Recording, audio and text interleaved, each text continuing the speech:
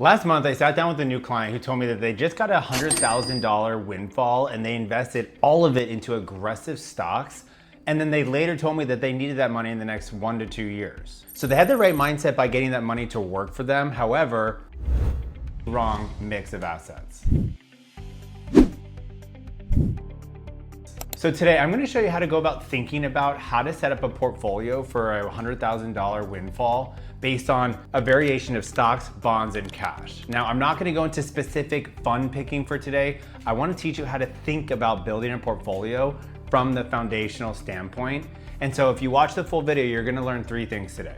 Number 1, why time itself is the most important factor in this whole decision-making process. Number 2, what each building block is really for inside of a portfolio. And then number 3, how the years until you actually need the money dictating the exact mix of your portfolio. And if you're new here, I'm Andrew. I've been a financial planner for 13 years. I specialize in helping high income earners understand how to make better money decisions and build real wealth with real strategy. So please subscribe because I have a ton more videos where this comes from. So going back to that client that I met with a month ago, we already know they had the wrong mix, but it's because I realized they did not ask themselves the one most important question, which is how long until you need this money? That answer sits on a line. Is it in a couple of years or is it in 2 or 3 decades from now?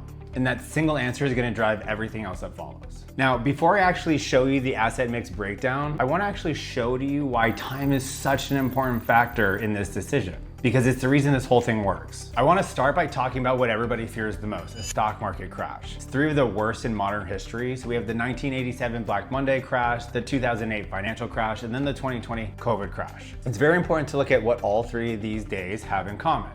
1, there was a very sharp, quick drop in the market, which created a lot of panic and fear. So people were selling out of their funds, making bad financial decisions because of that fear. But if you actually look at the historical data, in each of these 3 scenarios, if you looked at 5 years later, all 3 of those timeframes had over triple-digit returns 5 years from the day of that crash. The market was up 115% from the 1987 crash 5 years later, up 178% from the 2008 crash 5 years later, and then up 155% after the COVID 2020 crash.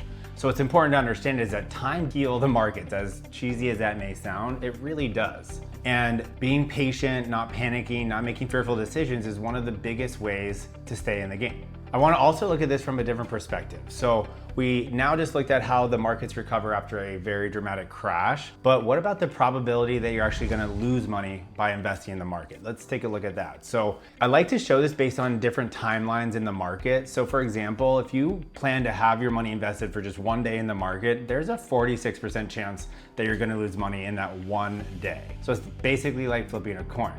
But then if we look at holding it for 1 year, 5 years, 10 years, those stats drastically change, right? So if you hold your money in the market for 1 full year, you have a 25% chance of losing money in that 1 year. Whereas if you hold it for 5 years, there's a 10% chance. 10 years, there's a 6% chance. And what you'll notice is if you keep that money invested for 20 years, it drops to 0% likelihood that you will lose money in those 20 years. So what this is showing you is the longer the time horizon you have, the less likely it is that that money is going to lose money over time, so long as you don't get in your own way.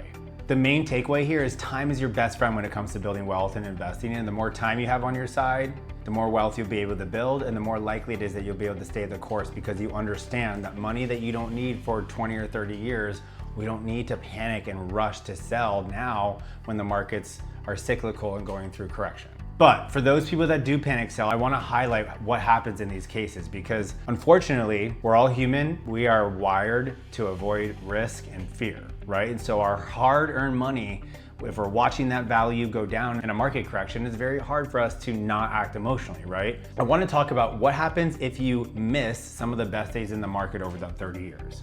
Before I go into that, let's talk about some numbers. If you have $10,000 today and you invest it and you just decide that you're not going to touch it for 30 years and you invest it in a growth portfolio that's averaging 10% rate of return every year, in 30 years, you're going to have $174,494.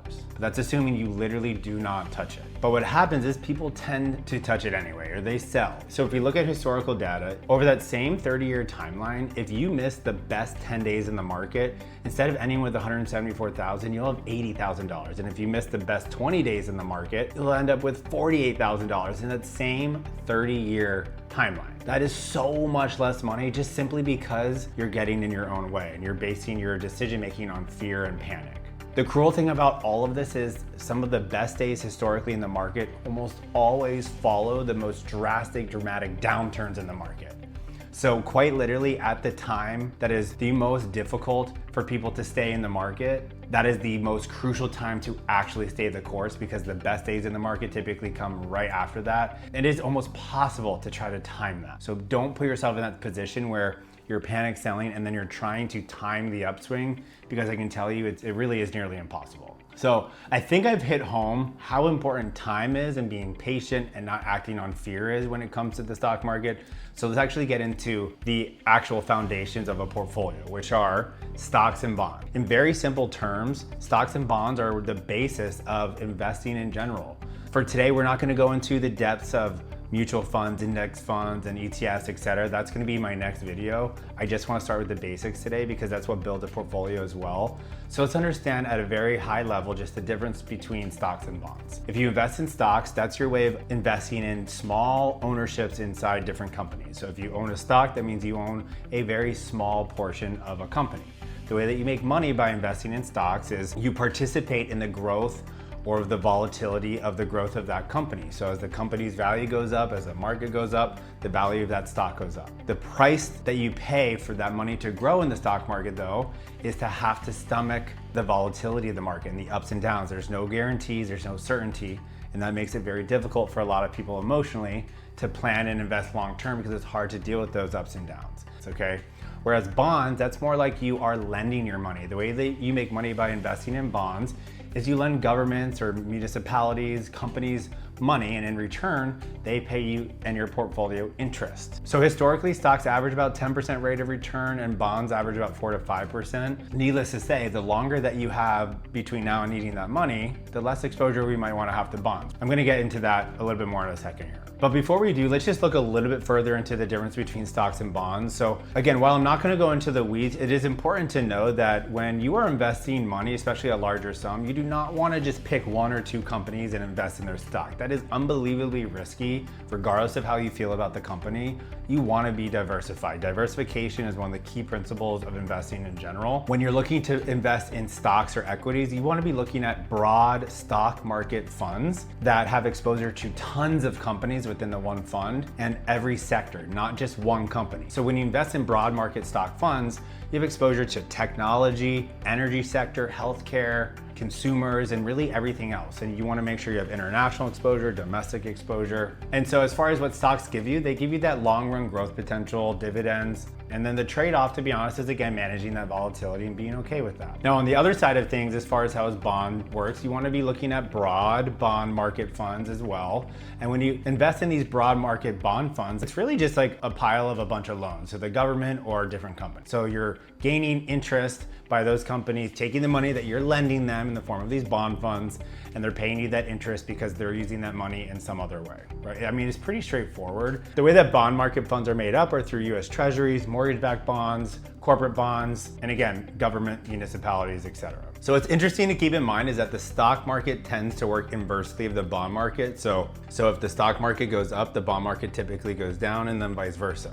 If the stock market is crashing, people tend to sell money out of their stocks, even though they probably shouldn't, and then start to invest in bonds, because bonds are the stability part of a portfolio. That's where you can look towards income and some more conservative expectations inside of your portfolio. So the real question becomes, if I have a $100,000 windfall, how much exposure to stocks should I have versus bonds and cash? That comes down to primarily your time horizon. Again, going back to that question I mentioned earlier, how long is it between now and you actually needing that money, right? So if that answer is in the next few years, you want to be more conservative with your portfolio because you don't have enough time to make up these different market swings or volatility that we might see in the market.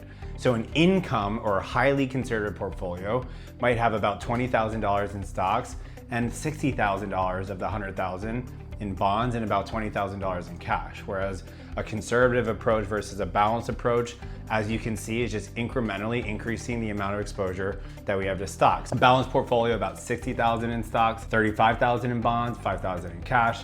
And we have an aggressive growth portfolio, about 98, so almost the entire portfolio in stocks and about $2,000 in cash. Every portfolio should have a little bit of cash just for some buying opportunities. But as you can see here, the theme is very straightforward. The more time that you have, the more stock exposure that you should have.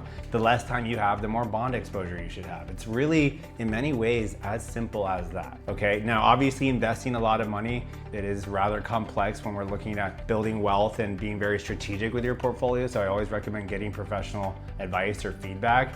But from a very high level or understanding, these are the principles you want to be thinking about. So now let's look at this from a different perspective. Let's just look at the same $100,000 in 3 example timelines. Now keep in mind, everything I'm talking about today is educational. This is not meant to be any sort of a recommendation for anybody out there, simply educational. But to break that up, let's just say you have a time horizon of the next 3 years. In that scenario, you want to take a more conservative approach. So maybe you're going to have about 40% of that portfolio in stocks, because you have 2 or 3 years maybe until you're going to need that money. So you want to have some growth potential, but then the rest needs to be in bonds or cash. Whereas if you have maybe 5 or 10 years, you're going to take a little bit more of a balanced approach. So maybe about 60,000 or 60% in stocks, 35% in bonds, 5,000 in cash. Whereas if you have 10 years plus, we might be going growth or aggressive growth. So that might be about 80,000 or 80% in stocks and 18% in bonds. Or depending on your risk tolerance, you might be the type of person where I don't need this money for 10 years plus, so let's just go full equities and maybe just keep a little bit in cash for buying opportunities. So that is why this is meant to be a high level understanding, because it's not just about your timeline, even though that is the most important piece here. Your specific risk tolerance is a big part of the equation as well. Okay, so keep that in mind. Now, one last thing I do want to leave you with from a mindset standpoint is if you are actually going to be managing your money on your own, there's 4 main things I want you to keep in mind. And do not chase funds. Don't chase stocks. Don't chase the next hot thing that's coming up or that's being marketed. You want to just pick a strategy that makes sense for you and really do your best to stay the course, okay? So the 4 main things that you want to keep in mind is number 1, diversification. This is a core principle of investing, and it is so important to make sure that you are diversified, both domestically, internationally, different sectors. Diversification is key. Number 2, make sure that you rebalance over time. Different sectors perform in different ways, so if the energy sector or the tech sector explodes in the next 6 months, that might mean you have a little bit more exposure to tech, and you might want to consider rebalancing some of that into the other sectors to stay as equal and balanced as possible. Next, you want to keep in mind tax loss harvesting. So any money that's not in a retirement account, we need to keep in mind how the money is taxed and how rebalancing plays a role in that. And then lastly, make sure that you are sticking to your plan. You want to make sure that every decision you make, everything that you're doing is consistent with the actual plan that you're on. You don't just want to wing it when it comes to this. And I do want to mention, this is the framework, but I do recommend if you have 100 grand or more especially, I obviously would recommend getting some professional guidance because this is a big deal and the markets are an emotional being. Now, obviously what we talked about today was just really the foundation of a portfolio from a very basic standpoint: stocks, bonds, and cash. Obviously there are more types of investments out there like stocks, bonds, mutual funds, ETFs, index funds, etc. I'm gonna cover those on my next video, very simply just breaking down the difference between all of those and when a good time to use them might be. So stay tuned for that video. And then the one following that, I'm gonna break down the actual accounts that you can invest in, the differences in how they're taxed and how you can access those funds. That's a really important part of building wealth and investing. So going back to that client I mentioned all the way from the beginning, you now understand that the windfall that he got, it was important that he decided to get that money working for him, but it was also important that he asked himself the right questions. And when is he gonna need that money so that he has the right asset class and mix in mind.